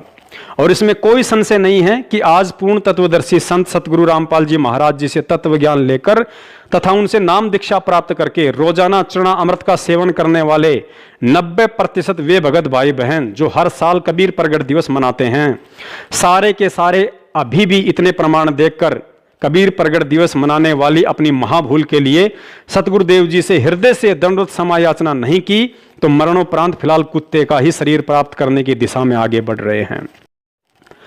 पुण्यात्माओं, भले ही ये बात आपको बुरी लगे लेकिन यही सत्य है, क्योंकि ये विचार आदरणीय गरीबदास जी महाराज जी के हैं जो 100% सत्य हैं और यही विचार उस समय 100% से 1000% सत्य हो जाते हैं जब पूर्ण तत्वदर्शी संत सतगुरु रामपाल जी महाराज जी गरीबदास जी महाराज जी की इस वाणी का ज्यों का त्यों अपने शब्दों में समर्थन कर देते हैं। तो अपने भ्रम निवारण के लिए देखिए, स्वयं सतगुरु रामपाल जी महाराज जी द्वारा सन 2013 में रचित एक पुस्तक यथार्थ भक्ति बोध का सरलार्थ के पेज नंबर 48 पर वाणी संख्या 10 में वाणी है, कबीर गुरु को मानुष जो गिने, करे चरणामृत को पान, ते नर नरक में जावेंगे, जन्म जन्म होए समान। और सरलार्थ में पूज्य गुरुदेव जी ने लिखा है, जो सतगुरु तत्वदर्शी है उसको परमात्मा तुल्य ही मानना चाहिए। यदि साधक ने गुरु धारण कर रखा है और नियमानुसार चरणा अमृत भी पी रहा है और गुरु जी को केवल संत रूप में देखता है और परमात्मा अन्य मानता है तो वह शिष्य पार नहीं हो सकता है। पार नहीं हुआ तो श्वान यानी कुत्ते आदि के शरीर प्राप्त करेगा। कलयुग की इस पिछली पीढ़ी में देखा देखी भेड़ चाल में मस्त होकर कबीर प्रगट दिवस मनाने वाली आत्माओं से प्रार्थना है, सतगुरु रामपाल जी महाराज जी द्वारा किए गए इस वाणी के सरलार्थ के बीच वाली 2 लाइनों पर जमकर आंखें टिका दो। स्थूल शरीर वाली आंखों को नहीं, बल्कि और 2 अन्य तत्व ज्ञान वाली आंखों को, जो हमें सतगुरुदेव से ज्ञान मिलने के बाद प्राप्त हुई है। यहां गुरुजी स्पष्ट कह रहे हैं, यदि साधक ने गुरु धारण कर रखा है और नियमानुसार चरणामृत भी पी रहा है और गुरुजी को केवल संत रूप में देखता है और परमात्मा अन्य मानता है, तो वैसे से पार नहीं हो सकता। पार नहीं हुआ तो श्वान यानी कुत्ते आदि के शरीर प्राप्त करेगा। अब समझदार भगत स्वयं विचार कर ले कि पूर्ण तत्वदर्शी संत सतगुरु रामपाल जी महाराज जी से तत्व ज्ञान लेकर और ये भली बाती जानकर कि तत्वदर्शी संत की भूमिका स्वयं परमात्मा कबीर साहिब ही करते हैं, इसके बावजूद भी संत या गुरु रूप में प्रकट परमात्मा के अलावा यदि भगत किसी अन्य को परमात्मा मानकर उनका प्रगट दिवस मनाता है, तो यहां स्पष्ट है कि वह भगत अभी भी अपने सतगुरु को केवल एक संत और परमात्मा किसी अन्य को अर्थात उसी को मानता है जिसका वह प्रगट दिवस मनाता है। तो आदरणीय गरीबदास जी महाराज जी की इस वाणी और सतगुरु रामपाल जी महाराज जी के द्वारा इस वाणी के सरलार्थ अनुसार निश्चय ही ऐसा भगत शरीर छोड़ने के बाद कुत्ते की योनि प्राप्त करने वाला है। दास ये नहीं कह रहा कि कबीर जी परमात्मा नहीं है, परमात्मा तो सकल सृष्टि में अकेले कबीर साहिब ही हैं। लेकिन यदि वह कबीर आज आपके गुरु का रूप धारण करके आपके सामने प्रत्यक्ष है, तो फिर उसी कबीर की 650 साल पुरानी एक फोटो को परमात्मा मानकर उसका प्रगट दिवस मनाना क्या आपके द्वारा अपने ही गुरु की तौहीन नहीं है? पुण्यात्माओं, गुरु और परमात्मा के बीच के इस भेद को मिटाने के लिए ही वह परमात्मा इस पृथ्वी पर सतगुरु बनकर तत्व ज्ञान की बारिश करता है, ताकि आप और हम उन्हें आसानी से पहचान लें कि गरीब निर्गुण सरगुण एक है, दूजा ब्रह्म विकार, निर्गुण साहिब आप हैं और सरगुण संत विचार। अर्थात निर्गुण रूप में सतलोक में विराजमान वह कबीर परमात्मा उस समय सरगुण अवस्था में आ जाता है जब वह अपनी आत्माओं को तत्व ज्ञान देने के लिए पृथ्वी आदि लोकांतरों पर एक संत या गुरु की भूमिका में तत्व ज्ञान प्रचार करता है। परमेश्वर जी ने बताया कि आदरणीय धर्मदास जी व नानक साहिब जी सहित अनेकों आत्माओं का निर्गुण सरगुण को लेकर नकली संतों द्वारा पैदा किया गया भ्रम उस समय समाप्त हो गया जब उन आत्माओं ने सतलोक के सिंहासन पर अन्य तेजोमय रूप में उसी महापुरुष को बैठा पाया, जो महापुरुष एक साधारण संत के रूप में उनका गुरु बनकर उन्हें नीचे से सतलोक लेकर गया था।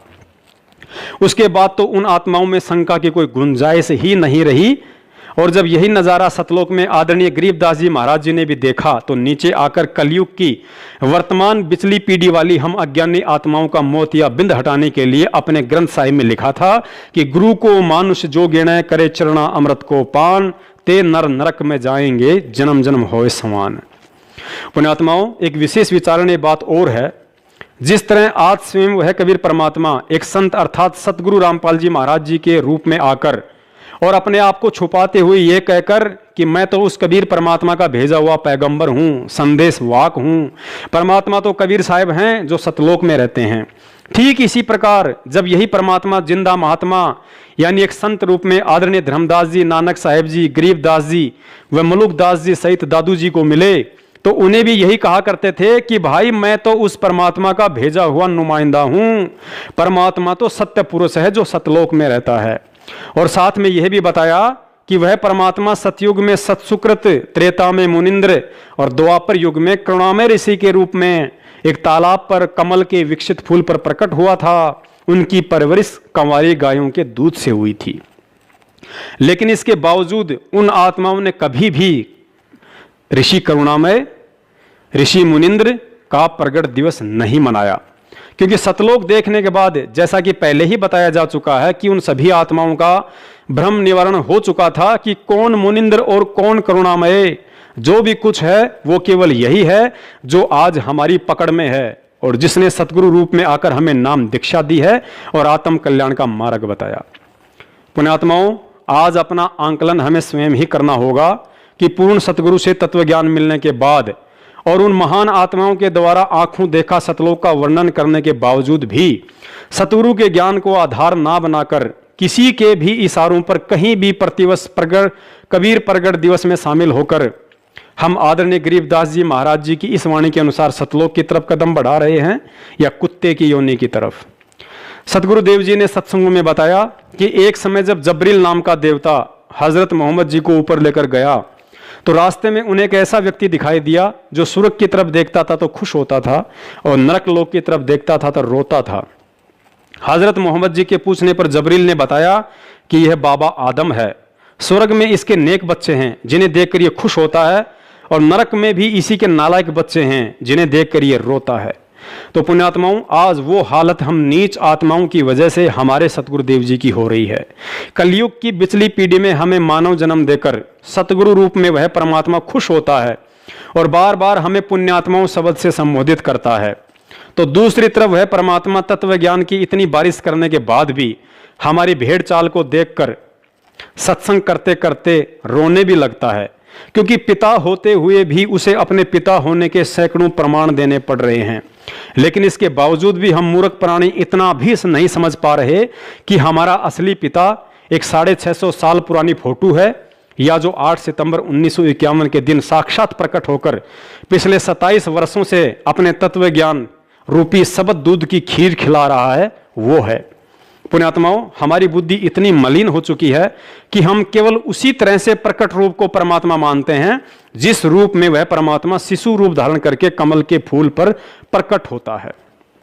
लेकिन क्या हमने कभी सतगुरुदेव जी के सत्संगों को गहराई से सुनकर विचार किया है जिसमें उन्होंने स्पष्ट संकेत किया हुआ है कि परमात्मा जिस उद्देश्य को लेकर यहां प्रकट होते हैं उसे पूरा करके ही जाते हैं। अब हमने इन 4 पंक्तियों को बहुत ही गहराई से समझना पड़ेगा कि परमात्मा जिस उद्देश्य को लेकर यहां प्रकट होते हैं उस उद्देश्य को पूरा करके ही जाते हैं। सतयुग, त्रेता, द्वापर और कलयुग में परमात्मा कबीर साहिब जी शिशु रूप में एक विकसित कमल के फूल पर प्रकट होने की लीला मात्र इसलिए करते हैं क्योंकि वेदों में परमात्मा के शिशु रूप में प्रकट होने वाली उस महिमा को यथावत बनाए रखना होता है। यानी कि वेदों में परमात्मा के सशरीर प्रकट होने का जो वर्णन है उसे एक उदाहरण पेश करके सिद्ध करना होता है, ताकि कलयुग की इस वर्तमान बिचली पीढ़ी में जब वह परमात्मा किसी साधारण से दिखने वाले मनुष्य रूप में प्रकट होकर तत्व ज्ञान प्रचार करे तो हम अपने पिता को आसानी से पहचान सकें। अतः कलयुग की प्रथम पीढ़ी में परमात्मा ने कबीर रूप में मात्र इसी उपरोक्त मुख्य कारण से कमल के फूल पर शिशु रूप में प्रकट होने की आवश्यकता पड़ती है और अपने उद्देश्य को पूरा करते हैं। अन्यथा वह समर्थ तो जब चाहे जिस उम्र में किसी भी रूप में कहीं भी प्रकट हो सकता है, जैसे आज संत रामपाल जी महाराज जी के रूप में प्रकट हैं। उसके 250 साल बाद वही परमात्मा बंदी छोड़ गरीबदास जी महाराज जी के रूप में हमारी चरम दृष्टि को धोखा देते हुए पुनः छुड़ानी में प्रकट हुए। बावड़िया, छोरी का छोरा और गरीबू कहलाया, लेकिन अपने उद्देश्य को पूरा करके चलता बना। उद्देश्य यही था कि कलयुग की प्रथम पीढ़ी में जो अनमोल तत्व ज्ञान उन्होंने धर्मदास जी को निमित्त बनाकर पवित्र कबीर सागर में लिपिबद्ध करवाकर छोड़ दिया था, उस ज्ञान में काल अपने नकली संतों के मनमाने आचरण व सोच आधार से मिलावट करवा देता है, जिसकी क्षतिपूर्ति के लिए उन्होंने गरीबदास रूप में आकर पुनः उस तत्व ज्ञान की एक नए रूप में रचना करनी होती है, ताकि कलयुग की बिचली पीढ़ी की जीव आत्माओं के लिए वह पवित्र ग्रंथ संजीवनी बूटी बन सके। और अपने इस उद्देश्य की पूर्ति के बाद वह परमात्मा चला जाता है।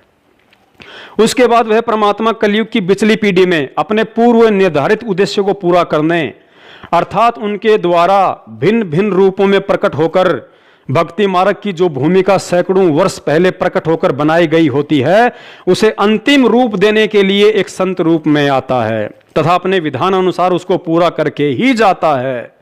और वर्तमान में उनका पूर्व निर्धारित उद्देश्य लाखों करोड़ों आत्माओं का उद्धार करके सतलोक भेजने का है, जिसके लिए समर्थ होते हुए भी उस कबीर परमात्मा को 3 युगों में भिन्न भिन्न चोले धारण करके इतने पापड़ बेलने पड़ते हैं।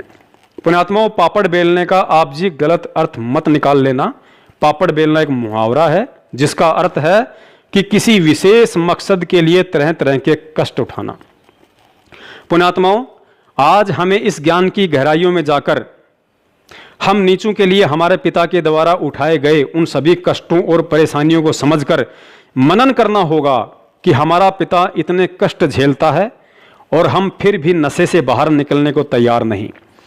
विचार करें, 650 साल पहले कबीर परमेश्वर जी ने सत्संग किए नहीं, बल्कि आज इस समय उत्पन्न हम नीच आत्माओं के लिए सत्संग बनाए थे ताकि हम परमात्मा को पहचान सकें।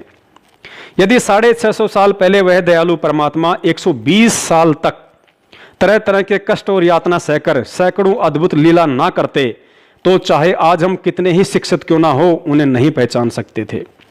उदाहरण के लिए, फिल्म बनाने से पहले फिल्म प्रोड्यूसर के दिमाग में कहानी होती है, लेकिन उस कहानी को यथार्थ रूप देने के लिए अर्थात समाज के सामने 3 घंटे की फिल्म के रूप में पेश करने से पहले उसे कुछ पात्रों अर्थात फिल्मी कलाकारों का चयन करना पड़ता है ताकि उन सब की मदद से उस कहानी को एक फिल्म का रूप दिया जाए जिसे लोग आसानी से समझ सकें कि यह फिल्म क्या संदेश देना चाहती है। और यदि वह प्रोड्यूसर उस कहानी को अपने मुंह से सुनाए या किसी कागज पर लिखकर लोगों को पढ़ने के लिए कहे तो किसी भी व्यक्ति की रुचि नहीं बनेगी और ना ही समझ में आएगी। ठीक उसी फिल्म प्रोड्यूसर की तरह कबीर परमेश्वर जी ने कलयुग की प्रथम पीढ़ी में शिशु रूप में प्रकट होकर आज इस पिछली पीढ़ी के लिए सत्संग बनाए कि राम और कृष्ण की तरह परमात्मा कभी किसी मां के गर्भ से नहीं आता। परमेश्वर ने 120 वर्ष तक एक आम नागरिक की भूमिका करके सत्संग बनाया कि यदि हमने परमात्मा की प्राप्ति करनी है तो इस काल लोक में कितनी आधीनी चाहिए। परमेश्वर ने सत्संग में बताया और परमेश्वर ने सत्संग बनाया कि मैं समर्थ होकर भी एक जुलाही की टूटी फूटी झोपड़ी में 120 वर्ष तक रहा, मेहनत करके अपना पेट और परिवार का पेट भरा, माया का संचय कभी नहीं किया, जो बचा उसे परमार्थ में लगाया।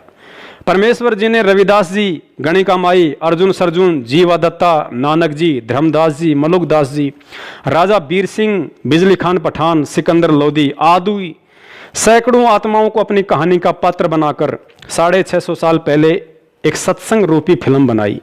सिर्फ और सिर्फ हम नीच आत्माओं की से आज कलयुग की इस पिछली पीढ़ी में यह उम्मीद करते हुए कि उस समय शिक्षा और सत्संगों को आधार बनाकर मेरे बच्चे मुझे पहचान लेंगे कि हमारा पिता 650 साल पहले काशी में धानक रूप में और आज हरियाणा के धनाना में जाट रूप में हमें संभालने के लिए आ चुका है।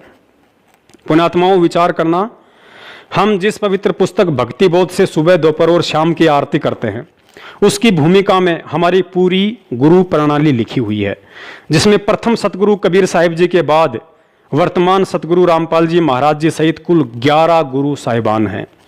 लेकिन इन 11 गुरु साहिबानों में बंदी छोड़ शब्द सिर्फ और सिर्फ 3 ही नामों के आगे लगता है। प्रथम बंदी छोड़ कबीर साहिब जी, दूसरा बंदी छोड़ गरीबदास जी महाराज जी, और तीसरा आज हम अपने पूज्य गुरुदेव सतगुरु रामपाल जी महाराज जी के लिए बंदी छोड़ शब्द का प्रयोग करते हैं, क्योंकि बंदी छोड़ शब्द इस सृष्टि में सिर्फ उसी नाम के साथ लगता है जो स्वयं पूर्ण परमात्मा हो। पुण्यात्माओं, पूज्य गुरुदेव संत रामपाल जी महाराज जी को और गहराई से समझने के लिए देखिए सन 2013 में बरवाला आश्रम में काल प्रेरित सतलोक आश्रम मैनेजमेंट हरियाणा के मुखियों द्वारा रचित पुस्तक मानवता का गिरता हास तथा विकास, और दूसरी पुस्तक है भोगेगा अपना किया रे। निसंदेह ये दोनों पुस्तकें परम पूज्य सतगुरु रामपाल जी महाराज जी के दिशा निर्देशन में इन मनवस लोगों के द्वारा ही लिखी गई थी।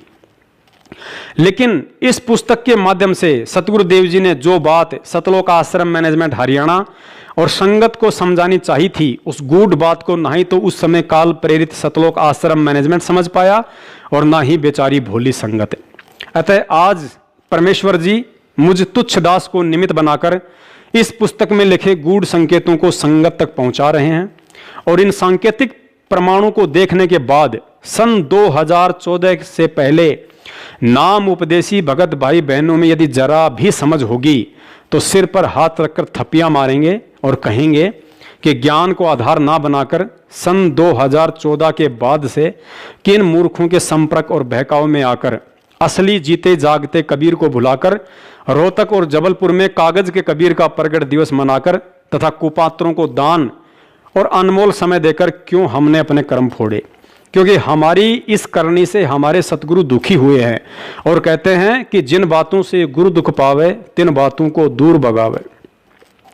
देखिए प्रमाण, पुस्तक मानवता का गिरता हास तथा विकास के पेज नंबर 58 पर, जहां काल प्रेरित लेखक सतलोक आश्रम मैनेजमेंट वाले स्वयं अपनी लेखनी से लिखते हैं कि सत्य पुरुष का वर्तमान अवतार अर्थात हरि अवतार संत रामपाल दास जी महाराज भी परमेश्वर अर्थात परम अक्षर ब्रह्म के उन अवतारों में से एक हैं जो आध्यात्मिक ज्ञान के द्वारा अधर्म का नाश करते हैं। पुण्यात्माओं, अब इन 4 लाइनों में सतगुरुदेव जी ने बहुत ही गहरा संकेत कर दिया है कि मैं कौन हूं, लेकिन ये काल प्रेरित लोग समझ ही नहीं सके और आज तक संत रामपाल जी महाराज जी के साथ एक सामान्य संत की तरह व्यवहार करते हुए केवल कबीर प्रगट दिवस की ही डफली पीटते रहे। यहां लिखा है कि संत रामपाल दास जी महाराज भी परमेश्वर अर्थात परम अक्षर ब्रह्म के उन अवतारों में से एक है जो आध्यात्मिक ज्ञान के द्वारा अधर्म का नाश करते हैं। अब दास इस लेखक भाई से और सतलोक आश्रम मैनेजमेंट के मुखिया सारनाम डिग्री होल्डर महेंद्र से पूछना चाहेगा कि यदि संत रामपाल दास जी महाराज परमेश्वर यानी परम अक्षर ब्रह्म के अवतारों में से एक हैं, तो भाई साहब कृपा करके यह बताने का भी कष्ट करें कि परमेश्वर यानी परम अक्षर ब्रह्म कबीर साहिब जी के और कौन कौन से अवतार आज से पहले इस धरती पर हुए हैं। चारों तरफ नजर दौड़ाने के बाद इनका यही जवाब होगा कि प्रथम अवतार सतयुग में सत सुकृत ऋषि थे, दूसरा अवतार त्रेता में मुनिंद्र ऋषि थे, तीसरा अवतार द्वापर में करुणा में ऋषि थे और कलयुग के प्रथम चरण में वह परमेश्वर यानी परम अक्षर ब्रह्म अपने वास्तविक नाम कबीर देव से आए ही थे। उसके बाद बंदी छोड़ गरीबदास जी महाराज जी के रूप में कबीर परमेश्वर पुनः छुड़ानी में आए थे। और उसके बाद यहाँ इस पुस्तक में सतगुरु रामपाल जी महाराज जी ने स्पष्ट लिखवा ही दिया है कि संत रामपाल दास जी महाराज परमेश्वर यानी परम अक्षर ब्रह्म के अवतारों में से एक हैं। पुण्यात्माओं, अब आप जी गहनता से परमेश्वर के तत्व ज्ञान आधार से विचार करना कि परम अक्षर ब्रह्म यानी कबीर साहिब जी काल निरंजन दुर्गा और ब्रह्मा विष्णु महेश की तरह अपने अंश अवतार सर्जन नहीं करते हैं, क्योंकि वह परमात्मा इन सभी देवी देवताओं और काल निरंजन की तरह किसी अन्य समर्थ शक्ति के ना ही तो अधीन है और ना ही असहाय है। अतः अवतार रूप में भिन्न भिन्न चोले धारण करके कबीर परमेश्वर स्वयं ही प्रकट होते हैं। विचार करें, सतयुग में सतसुकृत से लेकर कलयुग में कबीर नाम से वह परमात्मा किसी माँ के गर्भ से जन्म लेकर आया था या प्रकट हुआ था, बताने की जरूरत नहीं है। लेकिन गरीबदास रूप में भी वह परमात्मा प्रकट ही हुआ था, जिसका प्रमाण स्वयं उनके द्वारा रचित ग्रंथ साहिब की भूमिका में मिलता है कि शरीर त्यागने के बाद चिता से उनकी अस्थियां नहीं मिली थी और उसी रूप में छुड़ानी में शरीर त्याग कर गरीबदास जी महाराज अपने प्रिय भगत भूमड़ दास के बाग सहारनपुर में पुनः प्रकट होकर 35 वर्ष तक वहीं रहे। अतः समझदार भगत को समझने के लिए उनकी यही लीला पर्याप्त है कि गरीबदास जी महाराज जी के रूप में परमेश्वर कबीर साहिब जी माँ के गर्भ से आए थे या प्रकट हुए थे। और पुख्ता प्रमाण के लिए आदरणीय गरीबदास जी महाराज हमारी तरह कोई आत्मा थी या स्वयं परमात्मा थे। सुनिए ये 3 मिनट का अनमोल सत्संग, जिसमें सतगुरुदेव जी ने आदरणीय गरीबदास जी महाराज जी को स्वयं कबीर साहिब जी का अवतार बताया और यह भी स्पष्ट किया है कि कबीर साहिब और गरीबदास जी दोनों एक ही थे, केवल नाम की भिन्नता थी, शक्ति में कोई अंतर नहीं था। और अंत में योगियों का जिक्र करते हुए कहा कि वे परमात्मा थे। बंदी छोड़ सतपुरुष स्वरूप कबीर साहब तथा उन्हीं के अवतार बंदी छोड़ गरीबदास जी महाराज की अमृतमयी वाणी का खुलासा, सरलार्थ, भावार्थ व सारांश आज तीसरा दिन है सतगुरु की कृपा से। बंदी छोड़ की वाणी के अंदर वो रहस्य छुपा हुआ है जो कि आम भक्त आम संत के बस की बात नहीं कि इसमें से वो रहस्य को निकाल सके। उनकी अपनी कृपा जिस पर हो जाती है वही इस बात को ढूंढ सकता है कि सतगुरु महाराज इस वाणी के माध्यम से हमें क्या समझाना चाहते हैं। कथा कोई सुना रहे हैं और उसके अंदर समझा कोई और बात रहे। रामायण सुनाते हैं, महाभारत सुनाते हैं, इनकी इसमें इन्होंने आवश्यकता भी नहीं थी, लेकिन फिर भी लिखनी पड़ी, क्योंकि एक तो ये यथार्थता पैदा की हमारे मन के अंदर कि सतगुरु महाराज जो कह रहे हैं वो सत्य है, क्योंकि आज से लाखों वर्ष पहले की रामायण ज्यों की त्यों उन शास्त्रों से मिलती है। जबकि गरीबदास महाराज कतई अनपढ़ थे, कोई शास्त्र का ज्ञान उन्होंने अक्षर ज्ञान नहीं था, वो पढ़े लिखे नहीं थे, लेकिन वो परमात्मा थे, इस बात का उन्होंने सिद्ध किया। आज से लाखों वर्ष पहले की जो भी घटनाएं घटी और जो शास्त्र प्रमाण देते हैं हिंदू और मुसलमान धर्मों के, वो जो के त्यों बंदी छोड़ ने लिखवाए, ये प्रमाण करने के लिए कि मैं जो कह रहा हूं वो सत्य है। यही कबीर साहब ने लाखों वर्ष पहले की, और साथ में योगियों की वो उपलब्धियां जो कि युग बीत जाते हैं उनको जब प्राप्त होती है, वो ज्यों की त्यों बंदी छोड़ने सारा कुछ इसके अंदर वर्णन करके दिया। उन योगियों की उपलब्धियां बताई कि कौन सा ऋषि ने क्या उपलब्धि की, क्या साधना की, उसके प्रति उसने क्या उसके प्रति पाया फलस्वरूप, और फिर उससे आगे उसके साथ क्या बना, ये भी बंदी छोड़ ने इसमें लिख रखा है। तो इससे हमें ज्ञान होता है कि सतगुरु कबीर साहब व गरीबदास जी महाराज एक ही थे, सिर्फ नाम की भिन्नता थी, शक्ति में कोई अंतर नहीं था। पुण्यात्माओं, उसके बाद इस पुस्तक मानवता का गिरता हास तथा विकास में स्वयं सतगुरु रामपाल जी महाराज जी ने इन अनाड़ियों से गूढ़ बात लिखवा दी कि संत रामपाल दास महाराज जी भी परमेश्वर परम अक्षर ब्रह्म के उन अवतारों में से एक हैं। तो अब स्वतः ही सिद्ध हो जाता है कि जब सतयुग के सतसुकृत अवतार से लेकर कलयुग के गरीबदास जी महाराज जी तक सभी के सभी अवतार अपनी लीला करने के लिए मां के गर्भ से जन्म ना लेकर प्रकट हुए हैं, तो भला सतगुरु रामपाल जी महाराज जी आखिर कैसे किसी मां के गर्भ से जन्म लेकर आएंगे।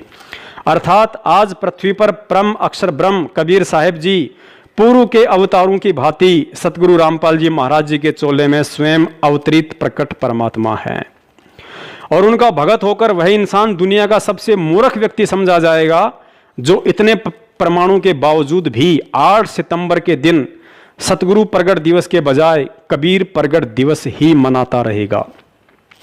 अभी भी अगर किसी का मन नहीं मान रहा हो तो देखिए इसी पुस्तक के पेज नंबर 66 पर एक और पुख्ता प्रमाण, जहां सतगुरु देव जी ने स्पष्ट लिखवाया है कि 12वें पंथ गरीबदास जी वाले पंथ में मैं परमेश्वर कबीर जी ही स्वयं चलकर आऊंगा, तब संत गरीबदास जी द्वारा प्रकट की गई वाणी को मैं कबीर परमेश्वर प्रकट होकर समझाऊंगा। अब पुण्यात्माओं को निपट अंधा और मोतियाबिंद का ही शिकार होगा जो यह प्रमाण देखकर भी नहीं समझ पाएगा, जिसमें गुरुदेव ने साफ साफ कह दिया है कि 12वें पंथ में मैं कबीर परमेश्वर स्वयं ही आऊंगा और प्रकट होकर संत गरीबदास जी की वाणियों का मतलब समझाऊंगा। अब सर्वविदित है कि आदरणीय गरीबदास जी महाराज जी की वाणियों को श्री आसाराम बापू या राम रहीम जी ने तो समझाया नहीं है, और जिन्होंने समझाया है उन्हें आप जानते ही हैं। फिर हर साल जून के महीने में कागज के फोटो को भगवान मानते हुए उसका प्रकट दिवस मना कर आखिर कब तक अपनी अंधता, मूर्खता और अज्ञानता का प्रमाण देते रहोगे?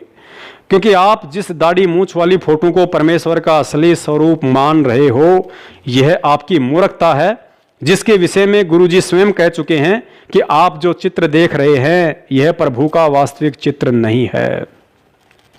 एक प्रमाण आपको और देते हैं कि 650 साल पहले ही नहीं बल्कि सतयुग, त्रेता और द्वापर में भी परमेश्वर कबीर साहिब जी अपने सतलोक वाले वास्तविक स्वरूप में कभी नहीं आए। पुण्यात्माओं, इन 21 ब्रह्मांडों में यदि परमेश्वर कबीर साहिब जी के असली स्वरूप से कोई परिचित है तो केवल 2 ही प्राणी है, पहला काल भगवान और दूसरा उनकी पत्नी दुर्गा है। प्रथम सतयुग में जब परमेश्वर कबीर साहिब जी सतसुकृत रूप में इस पृथ्वी पर आए तो अपने पुत्र जोगजीत जी के रूप में आए थे, क्योंकि सतगुरुदेव जी ने बताया कि प्रथम सतयुग में पृथ्वी लोक पर आने से पहले तपतशिला पर काल और परमेश्वर जी की बातचीत हुई थी। तो परमेश्वर जी अपने पुत्र जोगजीत जी के रूप में थे और कहा था कि मैं पिताजी के आदेश से नीचे जाऊंगा और तेरा भांडा फोड़ करूंगा कि तू भगवान नहीं है। अतः सिद्ध हुआ कि सतयुग में सतसुकृत ऋषि वाला रूप भी परमेश्वर का असली स्वरूप नहीं था। उसके बाद कलयुग में परमेश्वर जी जिस कबीर रूप में आए थे वह भी उनका असली स्वरूप नहीं था, क्योंकि जब परमेश्वर कबीर साहिब जी मगर से सशरीर सतलोक जा रहे थे तो दुर्गा ने उन्हें कोई सामान्य संत समझकर अपने जाल में फंसाने की पुरजोर कोशिश की। उनके सामने शादी तक का प्रस्ताव भी रख दिया कि मैं आपकी पत्नी बनकर रहूंगी। पुण्यात्माओं, अब विचार करो, आज जिस मूर्खता के चलते लाखों की संख्या में काल एजेंट सतलोक आश्रम मैनेजमेंट वालों के मनमाने आचरण को उत्तम समझकर संगत कहीं भी भीड़ इकट्ठा करके कबीर परमेश्वर जी के जिस दाढ़ी मूंछ वाले स्वरूप की फोटो का प्रकट दिवस मनाकर अपने आप को धन्य समझ रही है। यदि कबीर साहिब जी का वह रूप उनका असली रूप होता तो दुर्गा उन्हें पहचान लेती और हो सकता है डर के मारे उसका कलेजा भी फट जाता, क्योंकि ऊपर पहले ही बताया जा चुका है कि 21 ब्रह्मांड में कबीर साहिब जी के सतलोक वाले असली स्वरूप से यदि कोई परिचित है तो केवल काल और दुर्गा दो ही हैं। और यदि फिर भी आप लोगों ने फोटो का ही प्रगट दिवस मनाकर वर्तमान के जीते जागते कबीर सतगुरु रामपाल जी महाराज जी को अपनी नासमझी के चलते दुखी करना ही है, तो भाई फिर दुखी करने में कमी क्या छोड़नी? फिर तो सतसुकृत ऋषि का भी प्रगट दिवस मनाओ, क्योंकि वे भी एक तालाब में विकसित कमल के फूल पर ही प्रकट हुए थे। उनकी भी परवरिश कंवारी गायों के दूध से ही हुई थी। फिर तो मुनिंद्र ऋषि का भी प्रकट दिवस मनाओ, क्योंकि वे भी एक तालाब में विकसित कमल के फूल पर ही प्रकट हुए थे और उनकी भी परवरिश कंवारी गायों के दूध से हुई थी। फिर तो करुणामय ऋषि का भी प्रकट दिवस मनाओ, क्योंकि वे भी एक तालाब में विकसित कमल के फूल पर ही प्रकट हुए थे और उनकी भी परवरिश कंवारी गायों के दूध से हुई थी। फिर तो परमेश्वर कबीर साहिब जी के 2 साल की उम्र वाले उस प्रकट रूप का भी प्रकट दिवस मनाओ जो रूप उन्होंने रामानंद जी को उस समय दिखाया था जब वे सुबह सुबह गंगा नदी पर स्नान करने के लिए जा रहे थे। फिर तो परमेश्वर कबीर साहिब जी के उस रूप का भी प्रकट दिवस मनाओ जिस समय उन्होंने केशव बंजारे के रूप में सशरीर प्रकट होकर 18 लाख लोगों के लिए काशी में भंडारे की व्यवस्था की थी। फिर तो परमेश्वर के उस सुपच सुदर्शन रूप का भी प्रकट दिवस मनाओ जिस रूप में प्रकट होकर उन्होंने पांडवों की यज्ञ सफल की थी। फिर तो परमेश्वर कबीर साहिब जी के उस बरहा अर्थात सुवर रूप का भी प्रकट दिवस मनाओ जिस रूप में प्रकट होकर उन्होंने शंखासुर के द्वारा वेदों को समुद्र में डुबोने से बचाया था। फिर तो परमेश्वर के उस रूप का भी प्रकट दिवस मनाओ जिस बांदी रूप में प्रकट होकर उन्होंने राजा अब्राहिम सुल्तान की सेज पर सोने के कारण 3 कोरड़े खाए थे। फिर तो परमेश्वर के उस रूप का भी प्रकट दिवस मनाओ जिस नरसिंह रूप में प्रकट होकर उन्होंने प्रहलाद भगत की रक्षा की थी। फिर तो परमेश्वर जी के उस श्री कृष्ण रूप का भी प्रकट दिवस मनाओ जिस समय उन्होंने पीपा और सीता के लिए समुद्र में द्वारिका और बाल गोपाल रचे तथा स्वयं श्री कृष्ण रूप बनाकर उनके साथ 7 दिन तक वहीं रहे।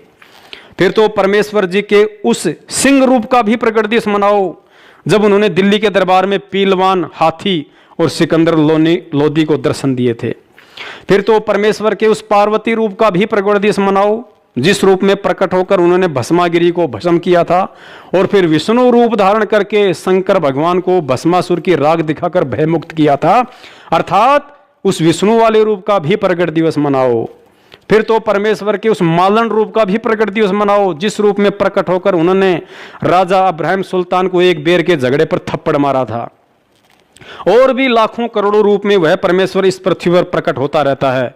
अतः एक अकेले कबीर रूप का प्रगट दिवस मनाने वाले 80% भोली आत्माओं से प्रार्थना है आप बारी बारी परमेश्वर के इन सभी उपरोक्त प्रकट रूपों का प्रकट दिवस मनाओ ताकि तुम्हारी नादानी और नासमझी पर आज वर्तमान में प्रकट वह परमेश्वर बाबा आदम की तरह कबीर प्रगट दिवस मनाने वालों को देखकर दुखी हो और सतगुरु प्रगट दिवस मनाने वालों को देखकर प्रसन्न हो।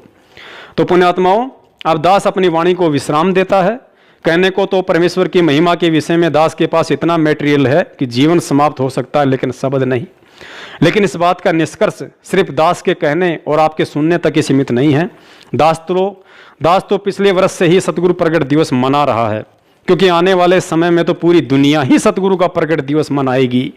आम व्यक्ति भी इस बात से भली भांति परिचित हो जाएगा कि संत रामपाल जी महाराज जी ही असल में कबीर परमात्मा है। लेकिन असल में उनका प्रगट दिवस मनाना तो आज है, और आज केवल वही आत्मा उनका प्रगट दिवस मना सकती है जिसने इस भक्ति मार्ग पर ज्ञान को आधार बनाकर चलना सीख लिया होगा। वरना उल्लू के लिए तो सदा दिन में ही रात और रात ही दिन होता है। अंत में अपनी वाणी को विश्राम देते हुए दास एक और ऐसा प्रमाण देता है जिसे आधार बनाकर आसानी से समझा जा सकता है कि सतगुरु रामपाल जी महाराज जी कौन हैं, स्वयं कबीर परमात्मा हैं या कबीर साहिब जी के भेजे हुए कोई संदेश वाहक हैं। आप जिन्हें सतगुरुदेव जी के मुख कमल से सैकड़ों बार सत्संगों में सुना होगा कि परमात्मा ने किन किन आत्माओं को सतलोक दिखाया और फिर वापस पृथ्वी पर छोड़ा और अपना गवाह बनाया, लेकिन एक बार भी आपने उनके मुख कमल से यह कहते हुए नहीं सुना होगा कि कबीर परमात्मा ने मुझ रामपाल दास को भी सतलोक दिखाया और फिर वापस पृथ्वी पर छोड़ा। तो पुण्यात्माओं, जिसने सतलोक ही नहीं देखा तो फिर सतलोक का वर्णन कैसे कर सकता है। लेकिन फिर भी सतगुरु रामपाल जी महाराज जी सतलोक के दृश्य का हूबहू वर्णन करते हैं, क्योंकि वे स्वयं परमात्मा हैं और परमात्मा अपनी शक्ति से जिसे चाहे सतलोक के दर्शन करवा सकता है। लेकिन उन्हें कोई सतलोक के दर्शन करवा सके ऐसा तो कोई पृथ्वी पर जब से ये बनी है तब से पैदा ही नहीं हुआ। अतः यह स्वतः ही सिद्ध हो जाता है कि आज परमात्मा स्वयं हमारे सतगुरु बनकर पृथ्वी पर विद्यमान हैं। अब जिन जिन आत्माओं को इस वीडियो के माध्यम से ये अच्छे से समझ में आ गया है कि वास्तव में असली कबीर तो स्वयं मेरा सतगुरु ही है और मैं अज्ञानता में एक कागज की फोटो को कबीर समझकर उसका प्रगट दिवस मनाते हुए प्रतिवर्ष अपने आप को धन्य समझ रहा था, तो उन आत्माओं का अब यही प्रसन्न हो सकता है कि 8 सितंबर 2020 के दिन सतगुरु प्रगट दिवस मनाना कैसे है। तो ये बहुत ही साधारण और सरल सा तरीका है। जैसे हम पहले कबीर प्रगट दिवस मनाते थे या मनाते हुए देखा करते थे, ठीक उसी तरह मनाना है। ना कोई भीड़ भाड़, ना कोई जमघट, ना कोई दिखावा, ना कोई विशेष आडंबर। 8 सितंबर के दिन हम सब ने अपने घर पर ही सतगुरु प्रगट दिवस मनाना है। यदि आसपास रहने वाले भगत भाई बहन किसी एक भगत के घर पर इकट्ठा होकर मनाना चाहें तो उसमें कोई दोष नहीं है। हमने किसी भी रंग का स्वच्छ कपड़ा एक टेबल या किसी रखने योग्य जगह पर बिछाकर उसके ऊपर परम पूज्य सतगुरुदेव जी की छवि अर्थात फोटो को रखना है। प्रतिदिन की तरह देसी घी का दीपक लगाना है। दीपक में घी आप जी अपनी आर्थिक स्थिति अनुसार चाहे जितना डाल सकते हैं, लेकिन मन में 1.25 किलो या 5.25 किलो का संकल्प लेकर घी डालना ऐसा कोई विधान नहीं है। यदि ऐसा कोई करता है तो वह मनमाना आचरण है। आटे या सूजी का सतगुरुदेव जी को भोग लगाने के लिए देसी घी में हलवा राम बनाना है। हलवा राम आप जी परिवार के मेंबर या सतगुरु प्रगट दिवस में आए हुए भक्तों की संख्या के आधार पर बनाएं। हलवा राम बनने के बाद आप जी उसे किसी भी रंग के साफ कपड़े से ढक दें। उसके बाद सभी भगत भाई बहन सर्वप्रथम मंगलाचरण करें। वह उसके बाद आया है बंजारा केशव आया है, ये शब्द पढ़ते हुए हलवा राम को वहाँ से नंगों पैरों उठाकर जहाँ आपने दरबार लगा रखा है वहाँ पर या आसपास स्वच्छ जगह पर रख दें। उसके बाद भोग की बड़ी आरती जो आपको YouTube पर 39 मिनट से लेकर 42 मिनट तक की मिलती है, उसे अपने मोबाइल में डाउनलोड करके चला दें। आरती संपूर्ण होने के बाद सतगुरुदेव जी का सत्संग 1 घंटा, 2 घंटा या 3 घंटा जैसी भी आपकी श्रद्धा और समय है उस अनुसार प्रेम पूर्वक बैठकर सुने। उसके बाद हलवा राम का प्रसाद वितरित करें। हलवा राम यदि चाहें तो सत्संग से पहले भी वितरित कर सकते हैं। उसके बाद भंडारे के लिए जो भी भोजन बना है उसे एक थाल में रखकर ऊपर से स्वच्छ कपड़े से ढककर दरबार के आगे रख दें। बाद में सभी को भंडारा करवाएं। भोग की आरती का समय रात्रि 12 बजे से लेकर दिन के 12 बजे तक आप जी अपने व आने वाले भगत भाइयों की सुविधा अनुसार रख सकते हैं। 10 बजे या 11 बजे ही भोग लगेगा ऐसा कोई ज़रूरी नहीं होता है, ऐसा कोई विधान भी नहीं है, क्योंकि यह सहज भक्ति मार्ग है।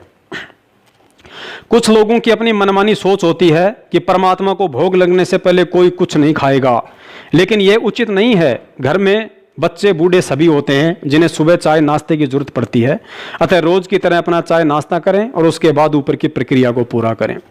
परमेश्वर कभी भी अपनी आत्माओं को परेशान या दुखी करके भोग नहीं लगवाता है। वह तो हर पल हर समय अपने बच्चों को सुखी और खुशहाल देखना चाहता है।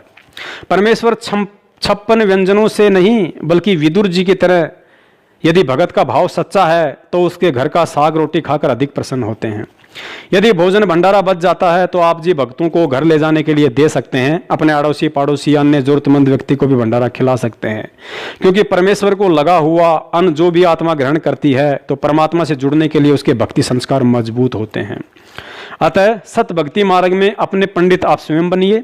इन क्रियाओं के लिए हमें सतलोक आश्रम मैनेजमेंट कोई कोऑर्डिनेटर या किसी नामदान संचालक या किसी अन्य भगत के भरोसे नहीं रहना है। जिस प्रकार ज्योति, हवन और पाठ के लिए हम अज्ञानता में सतलोक आश्रम मैनेजमेंट के भरोसे रहकर अपनी मूर्खता का प्रमाण दे रहे थे, क्योंकि हवन के विषय में सतगुरुदेव जी ने स्पष्ट संकेत किया हुआ है कि हमने अपना हवन स्वयं ही करना है, किसी के भरोसे नहीं रहना। यदि आज भी ज्योति हवन के लिए कोई नामदान केंद्रों पर पैसे जमा करवाता है तो सतगुरुदेव जी के इस सत्संग अनुसार उस भगत और उस अज्ञानी राजाओं में कोई यंत्र नहीं है जो पंडितों को बुलवाकर हवन करवाते थे। और तीसरी एक हवन की यहाँ जोत जगह है परमात्मा की, अखंड हवन। हवन पुण्यात्माओं, जैसे अभी तक आपने देखा ये ऋषि लोग गेर कर लकड़ क्यों कह के घर तक जा था, राजाओं ने पटा लिया करते, धनिया ने उन्हें कह देते अच्छा हवन करो, वहां गेर के 2-3 धड़ी लकड़ी और ठोकी दे लोटे भर घी के स्वाहा स्वाहो पाटो पकड़े।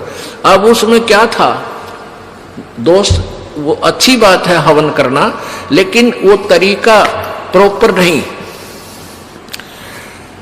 न्यूकार ने आंधा न्योतर 2 बुलावे, अगर अंधे का निमंत्रण दोगे 2 आवेंगे एक की बजाय। तो कहने का भाव ये था कि वो ऋषि लोगों को हम क्यों बुलाया करते, क्योंकि हम अनपढ़ थे, उन्होंने अपना फायदा उठाया कि केवल एक ब्राह्मण ही पढ़ने का अधिकारी है, तुम अपना धंधा पीटो, जिसका जिसा काम है। परमात्मा ने ये कहा कि देखो भगवान की भक्ति प्रत्येक व्यक्ति कर सकता है और प्रत्येक ही शिक्षित होना चाहिए, ये गलत कर रखा था इन्होंने। तो अब आप सारे शिक्षित हो गए। अब मालिक ने जो खेल खेला है, ये समय इंतजार किया है कि अब अपनी प्यारी आत्माओं को अपनी महिमा में अब बताऊंगा और सारे सबका समझ में आवेगी। अब आप सभी शिक्षित हो गए और सभी को मंत्र ये परमात्मा की वाणी याद होगी। छोटे छोटे बच्चा के पूरी आरती याद हो रही है भगवान की वाणी की। अब एक रुई, एक 1.5 ग्राम 2 ग्राम रुई लगेगी, एक जोत बना दे, खड़ी जोत लगा दी, उसमें घी डाल दिया जितने आपकी इच्छा है, एक कटोरा भर दे, सारे दिन जलाए।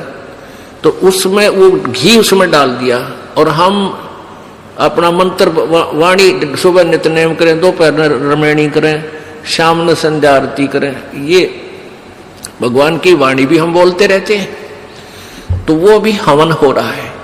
उस लकड़ियों वाले हवन की तुलना में ये हवन श्रेष्ठ है, क्योंकि इसमें आप एक 100 ग्राम रुई में 1 क्विंटल घी हवन कर सकते हो। उसमें घी, उसकी जोत ने जलन नहीं दे, उसमें डालने जावेगी। 100 ग्राम जोत में 1 क्विंटल घी हवन कर सकते हो आप। और लकड़ियां में 1 क्विंटल घी हवन करने के लिए कम से कम भी 20 किलो तक कम से कम लकड़ी जला देते हो। तो उन लकड़ियों के जलने से कार्बन डाइऑक्साइड अधिक होती है। उस 2 धड़ी यानी 20 किलो लकड़ी समाप्त की जलने की तुलना में एक 100 ग्राम रुई की का प्रदूषण उससे कई हजार गुना कम होगा। तो हमने ये अपनाना है। तो हम अपना हवन डेली करें हैं।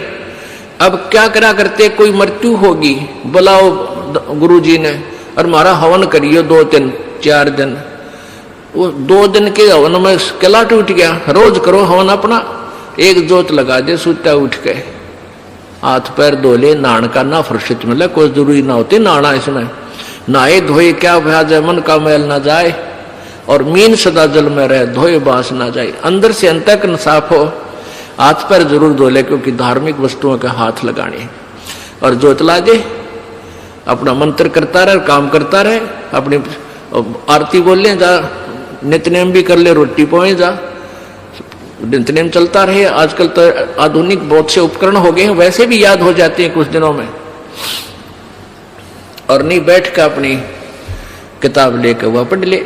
अब हवन हो गया तो हम अपना काम आप करेंगे, जो बात बनेगी।